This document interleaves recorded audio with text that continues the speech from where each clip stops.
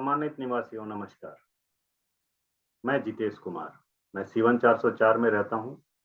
2017 से यहाँ रह रहा हूँ और इस आगामी एओ चुनाव के लिए मैं टीम संभव की ओर से एक प्रत्याशी हूँ। आप सबों से सहयोग और आशीर्वाद की अपेक्षा रखता हूँ। आप सबों को गणतंत्र दिवस की भी हार्दिक शुभकामनाएं। देश का संविधान सर्वोपरि है। हम सबों को अपने जीवन में संविधान के प्रति निष्ठा रखनी चाहिए और उनका हर एक शब्द हमें अक्षरशः पालन करने की हर संभव कोशिश करनी चाहिए। साथियों, मैं अपने पिछले वीडियो में अपना परिचय दिया था। मैं एक सिविल इंजीनियर हूं और मैं भारत हेवी इलेक्ट्रिकल्स लिमिटेड में मैनेजर पद पे कार्यरत हूं। उस इंट्रोडक्टरी वीडियो के बाद ये मेरा दूसरा वीडियो है और आज मैं कुछ और बातें आप सबों के बीच करने आया हूं। मैंने अपने प्रेजेंटेशन में वो बातें करने की कोशिश की है।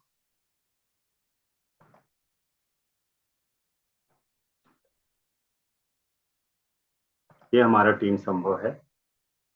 टीम संभव जिसके तले हम सभी 10 लोग इस चुनाव में प्रत्याशी हैं, जिसमें प्रमुख रूप से मलिकेश्वर झा जी, एस.के. रथ जी, सुमिता गुप्ता जी, मैं, आर.बी. यादव जी, हीरालाल यादव जी, असित सिन्हा जी, नीरा गुप्ता मैम, सुमिता गुप्ता मैम और स्नेह भारद्वाज मैम, हम 10 लोग टीम संभव के अभिन्न सदस्य हैं।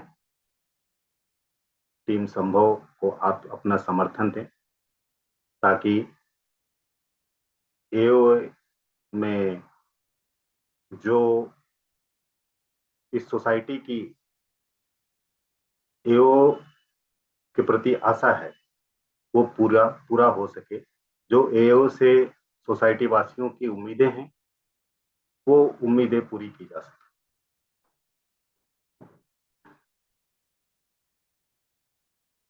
आजकल आप सबों ने महसूस किया होगा कि वीडियो और पोस्ट मीडिया आदि के माध्यम से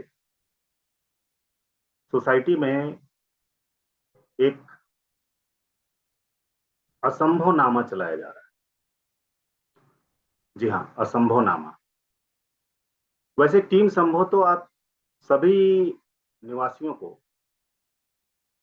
लगातार एक्सप्लेन कर रही है कि असंभव असंभव का रट लगाने वाली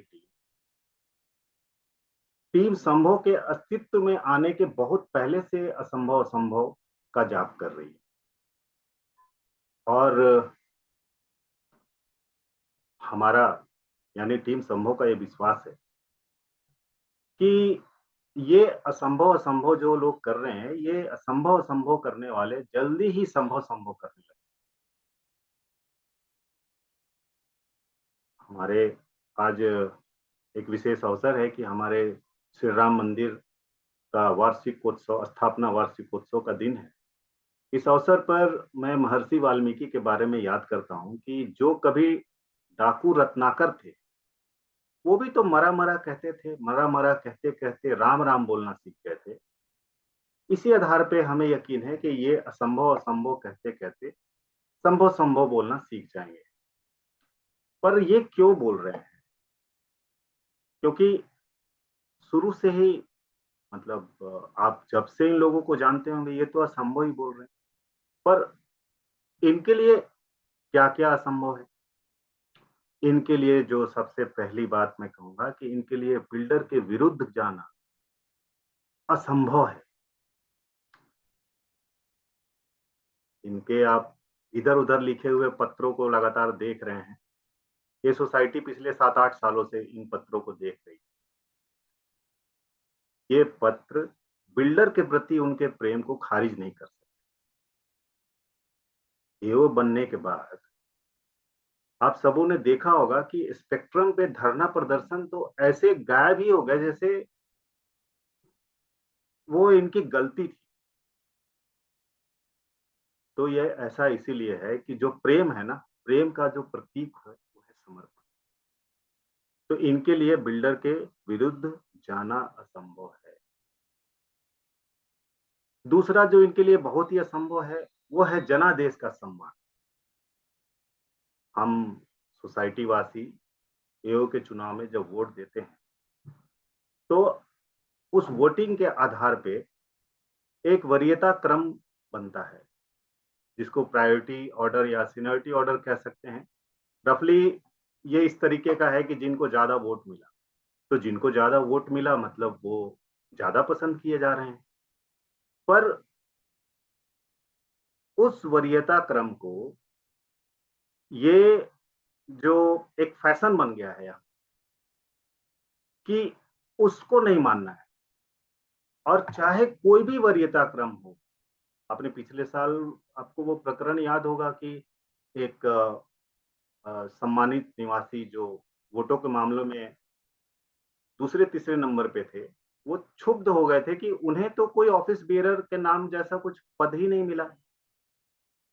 तो मैंने इसमें नोट करके लिखा हुआ है कि वरीयता क्रम कोई भी हो, पर इनका क्रम बिल्कुल एक क्लासिक फिल्म के नाम की तरह है, और उस फिल्म का नाम है साहेब, बीबी और गुलाम।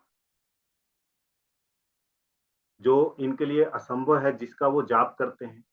इनके लिए महिला प्रतिनिधित्व और सशक्तिकरण को पचाना बहुत ही असंभव कार्य है।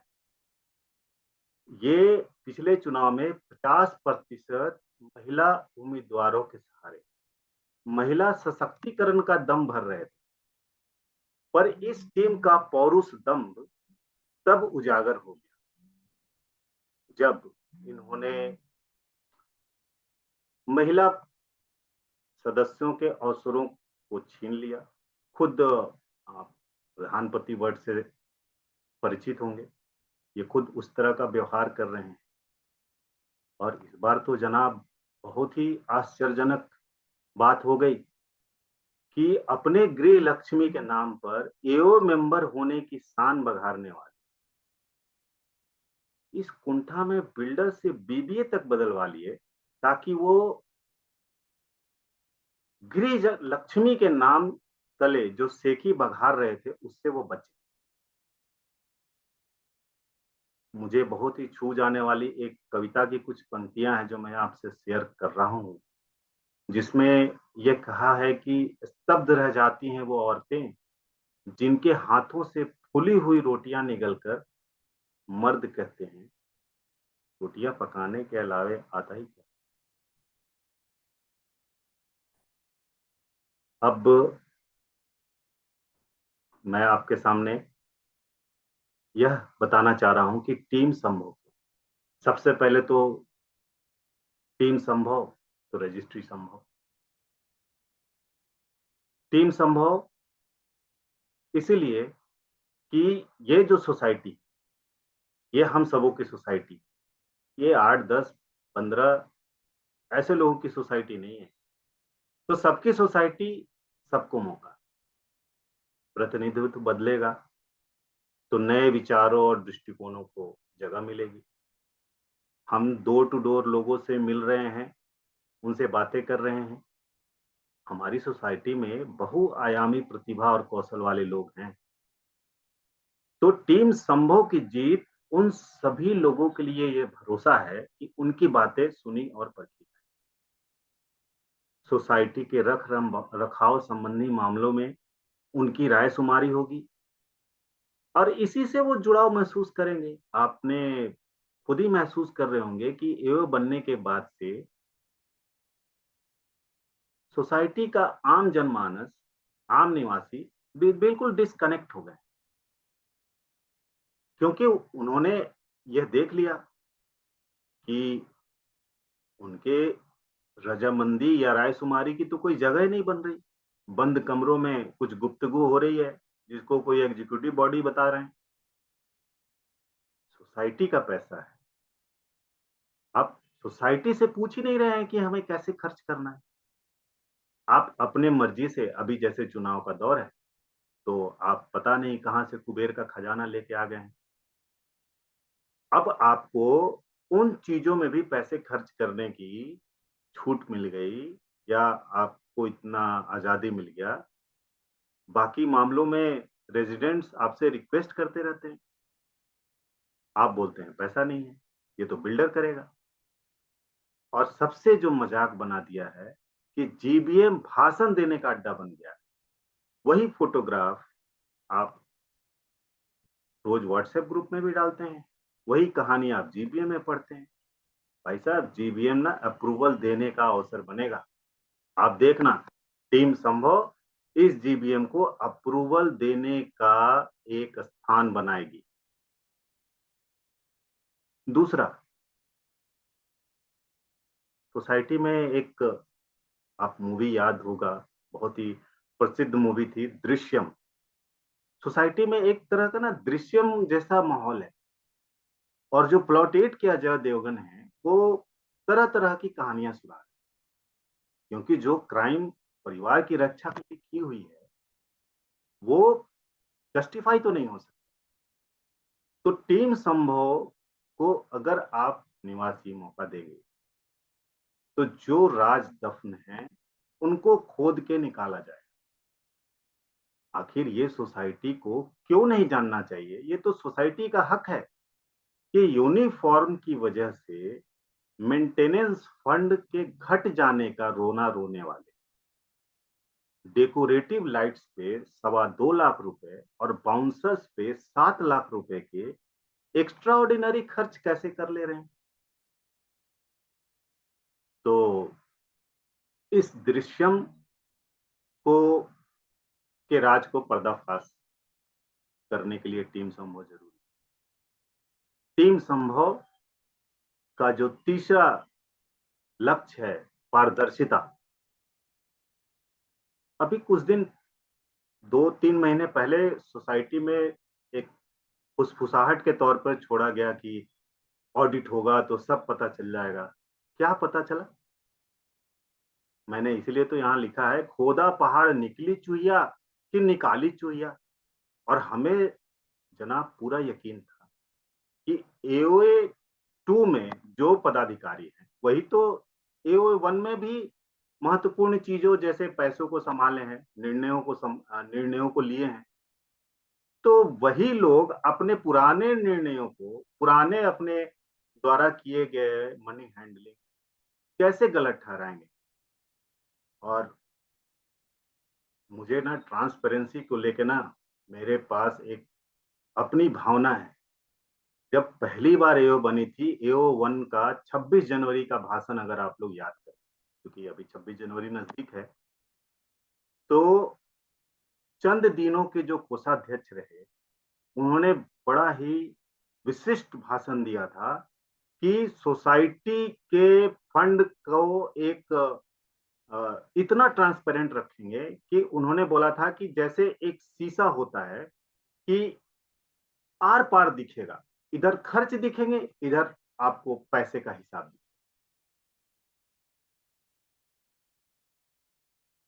हम कहना चाहते हैं कि हम सभी निवासियों को ये कब बताया गया कि सोसाइटी के बैंक अकाउंट में कितना पैसा?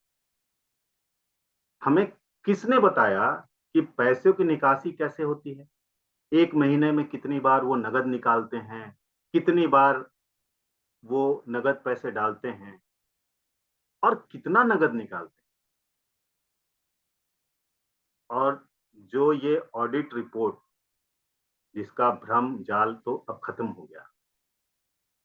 मैं उस दिन से काफी क्षुब्ध हूं कि ऑडिट रिपोर्ट का जो इंटरनल ऑडिटर है वो तो योग डेली बेसिस पे अकाउंट हैंडल करती है, बिल संभालती है, पैसों का आमद और उसके खर्च को रजिस्टर करती है। तो वो अपने ही काम को, उसमें जो खामी है उसको निकाल के इंटरनल ऑडिट के नाम पे झांसा दे रही है। अब फिर इसके ऊपर एक एक्सटर्नल ऑडिट भाई साहब आ गए। और जो सबसे बड़ी बात है कि चाहे वो लीगल एजेंसी का फेलियर, अकाउंटिंग ऑडिट एजेंसी का फेलियर, या जो आप सिक्योरिटी एजेंसी देख रहे हैं, इतनी खामियों के बाद इनके प्रति लोगों द्वारा इतनी बातें कहने के बाद भी वो बदले क्यों नहीं जा रहे? वो 2 साल से बिल्कुल निर्बाध तरीके से लगे हुए हैं। उनको इतना ओवर कॉन्फिडेंस है कि वो कुछ भी कर रहे हैं और उनकी कोई जवाबदेही नहीं। अगर जवाबदेही है तो बस वो सो कॉल्ड एग्जीक्यूटिव सेटअप, जिसका नाम हमने आपको शुरू में बता दिया, साहेब बीवी और गुलाम वाला सेटअप। तो साथियों, टीम संभव को आप अपना सहयोग दें, अपना आशीर्वाद दें। टीम संभव के जो लक्ष्य हैं हमने पहले स्लाइड में बताया था। सर्वोपरि हमारा रजिस्ट्री है, फिर IFMS मनी है। ये क्लब हाउस में जो आप कमियां देख रहे हैं इनको दूर किया जाएगा। ये वाटर हार्वेस्टिंग सिस्टम को दुरुस्त किया जाएगा जो हमारे यहाँ लीकेज और बेसमेंट में पानियों के गिरने के मुख्य कारणों में से एक है। जो हमारी अंडर कैपेसिटी STP है उसको ठीक किया जाएगा। बेसमेंट 2 में भी बहुत सारे जो अधूरे काम हैं जिसको अभी चुनाव में खाना पूर्ति के तौर पे किया जा रहा है, उनको पूरी तरह से ठीक किया जाएगा। बिजली इंफ्रास्ट्रक्चर जो 4-5 करोड़ रुपए का काम है, आपको ये आश्चर्य होगा जानकर, क्योंकि AO ने कभी आपको बताया नहीं कि आपके यहाँ जो DG है वो किराए का है। कहने को आपका ट्रांसफार्मर है जो कि उसमें भी एक कम है, और जो इन दिनों मल्टी पॉइंट कनेक्शन के प्रति लोगों में जागरूकता बढ़ रही है, उसकी मुख्य बाधा है कि यहाँ की पैनल वर्क बिल्डर द्वारा अधूरा तरीके से किए गए हैं। इंटरकॉम जो कि निहायत ही जरूरत है और ये बहुत ही कम खर्चों में किया जा सकता है।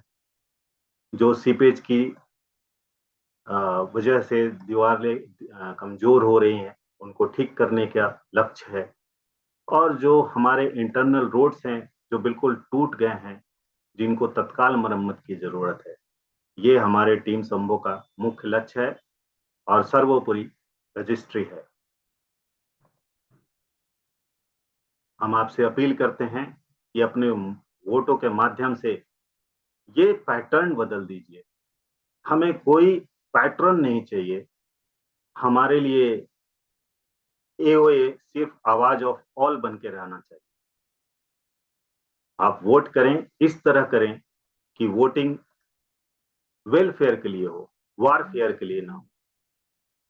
यानी टीम संभव के सभी सदस्यों को आप चुने ताकि बाद में कोई दोबारा चुनाव की स्थिति ना बने कि मैं अध्यक्ष बनूंगा कि मैं कोषाध्यक्ष बनूंगा।